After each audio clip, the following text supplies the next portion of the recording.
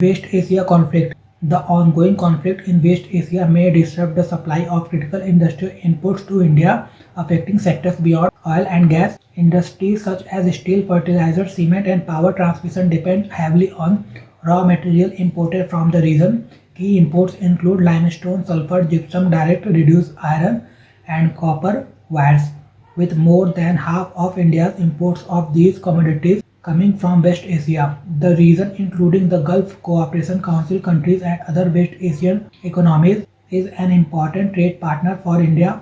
In 2025, India imported goods worth $98.7 billion from the region. Escalating attacks on energy and logistic facilities and the potential closure of the Strait of Hormuz, a vital global trade route, have increased fears of supply disruption, and any disturbance in this region could therefore affect multiple Indian industries beyond the energy sector. Impact of West Asia conflict beyond the energy sector. West Asia is a major global supplier of oil and gas, making global energy markets highly sensitive to regional conflicts. With crude stock expected to last about a month, Indian refiners have begun increasing imports of discounted Russian oil. Gas companies are also considering curbing industrial gas supplies if LNG shipments from Qatar are disrupted. Risk to fertilizers manufacturing and exports. If disruption in shipping through the Strait of Hormuz persists, the impact could extend beyond energy markets. According to the GTRI report, sectors such as fertilizers, manufacturing inputs, construction material, and export industries like diamonds could face supply challenges. Construction sector vulnerability. India relies heavily on West Asia for key minerals used in construction. Limestone. India imported $483 million, accounting for 68.5% of total imports. It is a crucial input for cement production. Gypsum imports were $129 million, making up 62.1% of total imports, and it is widely used in cement and construction materials. Supply disruption could increase cement prices and delay infrastructure projects. Risk to fertilizer and steel industries. Sulfur. India imported $420 million worth from West Asia, representing 65.8% of imports. It is used to produce sulfuric acid essential for fertilizers and chemicals. Direct reduced iron. Imports of $190 million, 59.1% of total imports, are critical for steel production.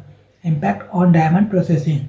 India's diamond processing industry could also be affected. Over 40% of rough diamonds used in India's cutting and polishing centers are imported from West Asia, making the sector vulnerable to supply disruptions. Energy stress on the steel sector. Experts note that while alternative sources exist for some raw materials, the bigger challenge is rising and volatile energy prices. The ongoing conflict in West Asia could push up oil and gas prices, affecting industrial costs. Availability of alternative raw materials. Inputs such as limestone and direct reduced iron can be sourced from other countries if supplies from West Asia are disrupted. Limestone alternatives include Thailand and Vietnam.